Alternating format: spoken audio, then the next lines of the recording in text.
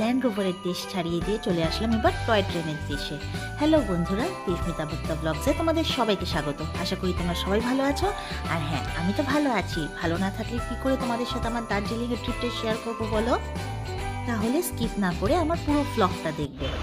পৌঁছে গেছি দার্জিলিং থেকে। আমি বেডিং পত্র নিয়ে এখানে বসে আছি, আর তোমাদের দাদা ভাই আর আমার ছেলে গেছে হচ্ছে হোটেল ঠিক করতে।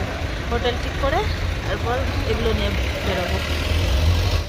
চলে এসেছি হোটেলে, হোটেল বুক করা হয়ে গেছে। হোটেলের নামটা কি? হোটেলের নামটা দেখা হয়নি, নামটা দেখে তারপর তোমাদেরকে জানাবো।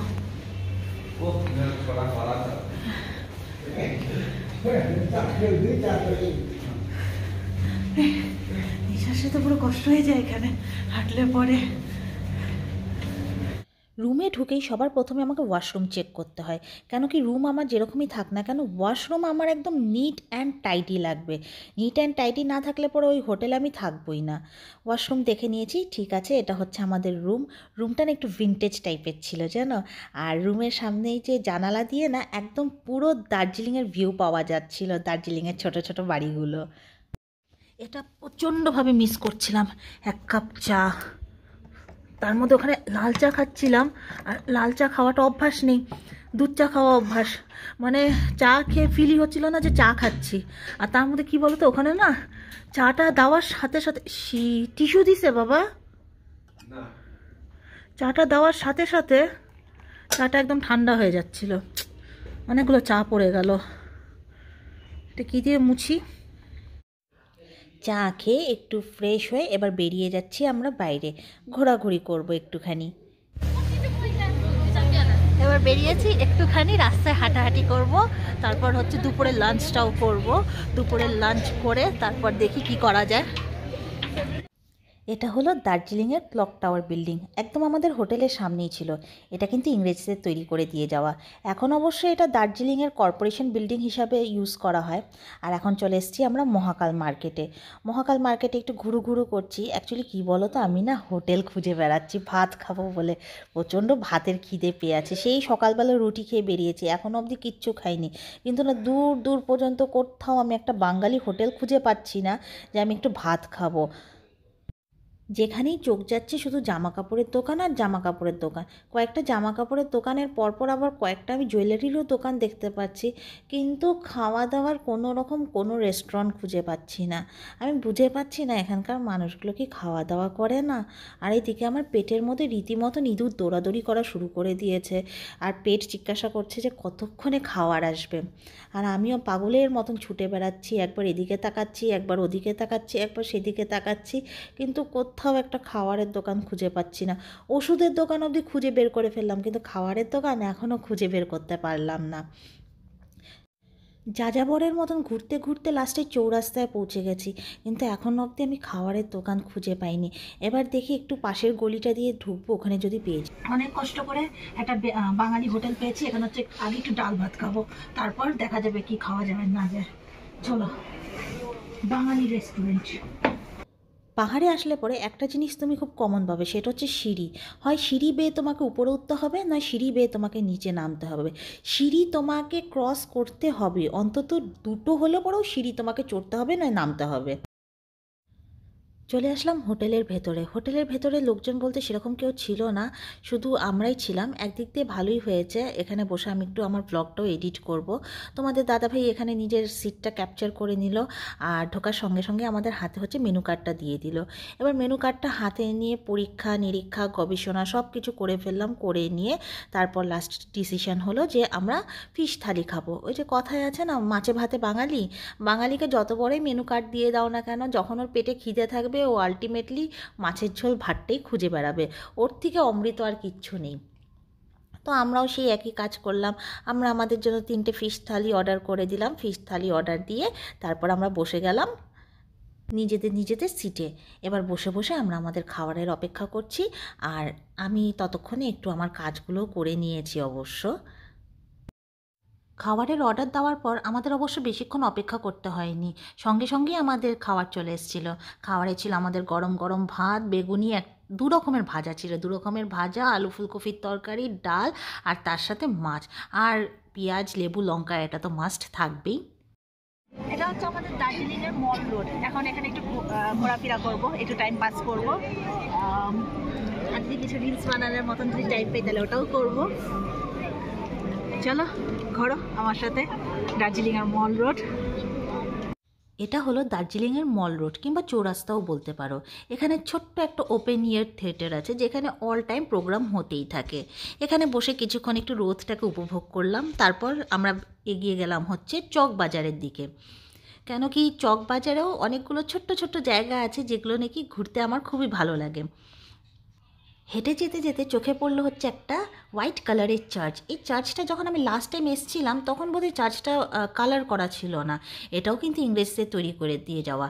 আর আমার লেফট হ্যান্ডে দেখা যাচ্ছে হচ্ছে বিল্ডিংটা, এটা হচ্ছে রঙ্গমঞ্চ। লাস্ট টাইম যখন আমি এসেছিলাম তখন হচ্ছে এটা তৈরি হচ্ছিল। অবশ্য আমি যখন এসেছিলাম তখন আমার ছেলে একেবারেই ছোট, মানে ওর 1 বছরও বয়স হয়নি। আবার বলতে গেলে আমি 16 বছর পর আবার দার্জিলিং আসছি। এই দেখো চার্চটা কী সুন্দর লাগছে না দেখতে। আমার না দার্জিলিং শহরটা খুব প্রিয়, যেন এই দার্জিলিংয়ের সাথে না আমার অনেক স্মৃতি জড়িয়ে আছে। এটা হলো রঙ্গমঞ্চ। একটু ভালো করে তোমাদেরকে ভিউটা দিই, কেন কি তখন ঠিক করে দেখাইনি। এবার যাচ্ছি হচ্ছে আমরা লাভার্স পয়েন্টের দিকে। কিছুক্ষণ হচ্ছে ওটাকে কি বলে জানো, কি নাম ছিল রে বাবা এই জায়গাটা বসেছিলাম যে? ওটা ওপেন এয়ার থিয়েটার না না, ওই রোডটাকে কি বলে? চৌরাস্তা। চৌরাস্তা রোড। চৌরাস্তায় বসেছিলাম এতক্ষণ। এখন যাচ্ছে হচ্ছে লাভার্স পয়েন্টের দিকে। ওখানে গিয়ে একটু আজকে সানসেটটা দেখবো। সানসেটের টাইম তো মোটামুটি হয়ে এসছে মনে হয়। কয়টা বাজে? 2:50। এখনো টাইম আছে, 2-3 ঘন্টা টাইম আছে। লাভার্স পয়েন্টে এই যে জায়গাটা দেখছো, এটা হচ্ছে লাভার্স পয়েন্ট। এখানে বসে সানসেট দেখতে এত সুন্দর লাগে। লাস্ট টাইম যখন এসেছিলাম অনেক বছর আগের কথা, কিন্তু এখনো মনে আছে যে এখানে বসে আমি সানসেট দেখেছিলাম। মানে একদম মনটা মুগ্ধ হয়ে যাওয়ার মতন পরিস্থিতি হয়ে যায়। তো চলো আজকে এখানে বসে সানসেটটা দেখবো।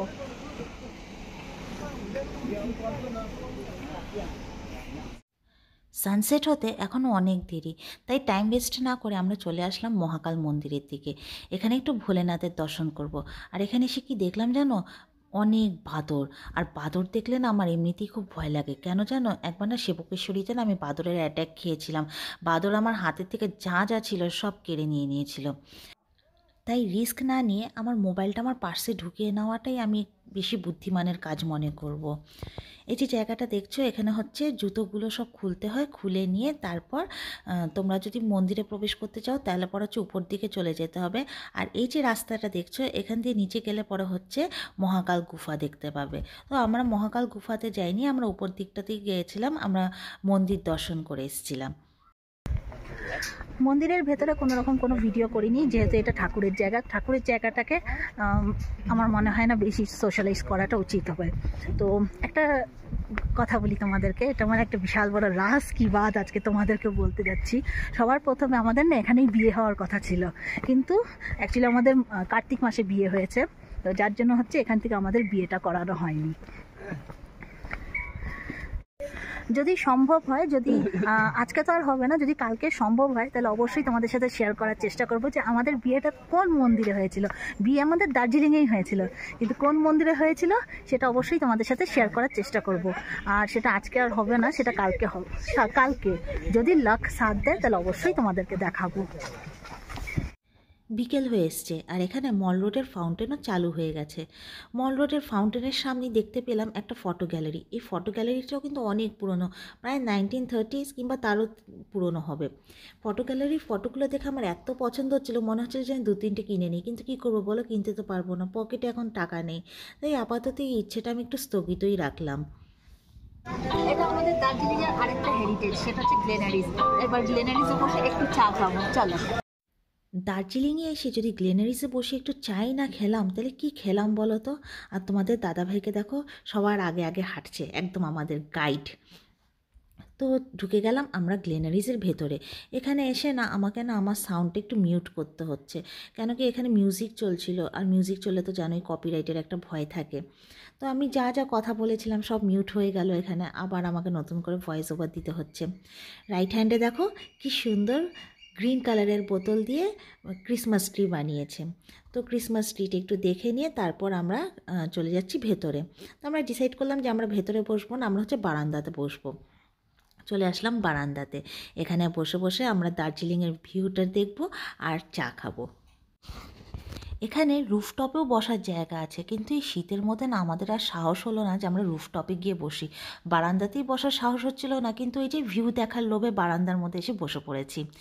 ঠান্ডা লাগছিল অবশ্য, কিন্তু কম্প্রোমাইজ তো একটু করতেই হবে বলো।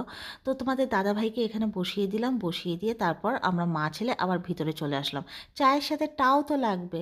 আর এখানে কি বলো তো, এখানে হচ্ছে সেলফ সার্ভিস, সব কিছু তোমাকে নিজের থেকে নিতে হবে, কেউ কোনো কিছু এগিয়ে দিবে না। খালি চাটা ওরা এসে অর্ডারটা নিয়ে যাবে, বাকি চায়ের সাথে তোমরা কি খাবে না খাবে সেটা তোমাদেরকেই সিলেক্ট করতে হবে। তো আমরা ভিতরে চলে আসলাম। তোমাদের দাদাভাই আবদার করেছিল ক্রিম রোল খাবে, তো সবার প্রথমেই ওর জন্য একটা ক্রিম রোল নিয়ে নিলাম। তারপর ঘুরে ঘুরে একটু দেখলাম কী কী আছে কী কী নেই। এখানে বেকারি আইটেম বলতে অনেক কিছুই ছিল, রোলস, মাফলিংস, তারপর পেস্ট্রি, পাইস, অনেক কিছু, তারপর কুকিজ। কিন্তু তার মধ্যে থেকে আমরা সিলেক্ট করেছি হচ্ছে একটা চিজ পাই, একটা ক্রিম রোল, তার সাথে নিয়েছিলাম হচ্ছে 2টো প্যাটিস। এবার আমাদের টাস্ক সিলেক্ট করা হয়ে গেছে। টাস্ক সিলেক্ট করে এবার আমরা চলে যাচ্ছি হচ্ছে ক্যাশ কাউন্টারের দিকে। এখানে পেমেন্ট করব, পেমেন্ট করে নিয়ে তারপর চলে আসলাম হচ্ছে আমরা ওভেনের সামনে। ওভেনের সামনে এসে এখানে আমাদের খাবারগুলো সব গরম করে নিলাম। গরম করে নিয়ে এবার আমরা চলে যাচ্ছি হচ্ছে টেবিলে বসে এবার আমাদের চা আর টা খাবো। আমরা হাজব্যান্ড ওয়াইফ নিয়েছিলাম 2 কাপ চা, আর আমার ছেলে নিয়েছিল 1 কাপ হট চকলেট। বসে আছি গ্লেনারিজে গরম গরম চা নিয়ে, আর তার সাথে সামনে আছে দার্জিলিংয়ের ভিউ। কেমন লাগলো চা? ভালো। চলো আমি একটু টেস্ট করি।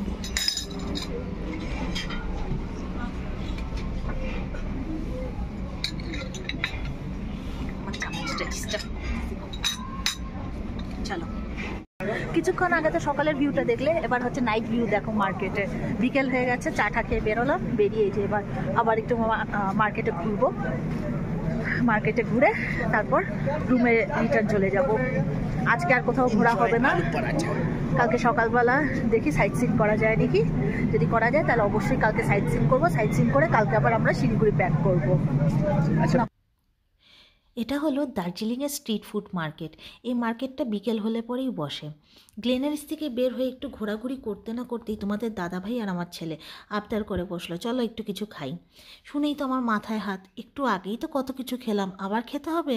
কিন্তু কি বলো তো, ছেলে আর ছেলের বাবার মুখের দিকে তাকিয়ে আমাকে রাজি হতেই হলো। আর একটু লোভ তো আমারও ছিল, জানোই তো আমিও একটু পেটুক মানুষ। তো দাঁড়িয়ে পড়লাম স্ট্রিট ফুডের সামনে, কি খাবো সেটা সিলেক্ট করার জন্য। অনেক কিছু এখানেও ছিল, চাউমিন ছিল, তারপর চিকেন পাকোড়া ছিল, চিকেন ললিপপ ছিল, মোমো ছিল, ফালে ছিল। তার মধ্যে থেকে একটা জিনিস আমি নতুন দেখতে পেলাম এখানে, কি বলো তো, চাউমিন রোল। মানে এগ রোলটা বানিয়ে তার ভিতরে হচ্ছে চাউমিন ঢুকিয়ে দিচ্ছিল। অবশ্যই এটা আমি সিলেক্ট করিনি, এটা আমি খাইও নি। আমরা সিলেক্ট করেছিলাম হচ্ছে চিলি চিকেন। চিলি চিকেনটা তোমার দাদাভাই আর আমার ছেলে সিলেক্ট করেছিল, ওরা দুজন চিলি চিকেন খেয়েছিল। কিন্তু আমার না চিলি চিকেনটা খাওয়ার একটু ইচ্ছে হচ্ছিল না, তো আমি অন্য কিছু খাবো চিন্তা করলাম। তো ওরা দুজন হচ্ছে চিলি চিকেনের অর্ডার দিয়ে ওখানে দাঁড়িয়েছিল, আর আমি হচ্ছে আবার চলে এসেছিলাম ওই রোলটার দোকানের সামনে। দাঁড়িয়ে দাঁড়িয়ে আমি রোল বানানো দেখছিলাম, আর রোল বানানো দেখতে দেখতে আমি আমার নিজের জন্য একটা ফালে অর্ডার দিয়ে দিলাম। আমার ফালে চলে এসছে। ফালেটা খেতে কেমন হয় বলো তো, আমরা যে মোগলাই পরোটা খাই না, অনেকটা ওরকমই। মোগলাই পরোটার ভেতরে অবশ্য ডিম থাকে, কিন্তু ফালের ভেতরে ডিম থাকে না। এটার ভিতরে হয় চিকেন থাকে, মাটন থাকে, আর যদি ভেজ নাও তাহলে পরে সয়াবিন থাকে। আর তার সাথে একটুখানি মোমোর সাথে যে চাটনিটা দেয়, ওই চাটনিটা দেবে, খেতে হেব্বি লাগে। এই হচ্ছে আমাদের হোটেল গরুদা। এখানেই আমরা স্টে করেছি। এখন হচ্ছে হোটেলে রিটার্ন যাচ্ছি। সারাদিন অনেক ঘোরাঘুরি হলো, আর পায়ে জোর নেই। চলে এসেছি রুমে। এবার ড্রেস চেঞ্জ করে একটু শুবো, তার আগে হচ্ছে খাবারটা অর্ডার দিব, খাবার অর্ডার দিয়ে খাওয়া দাওয়া করে একদম ঘুম দিব।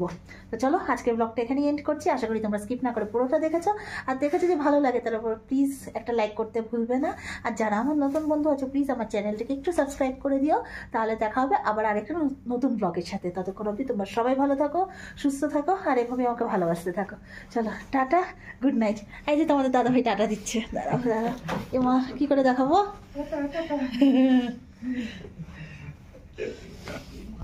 চলো গুড নাইট।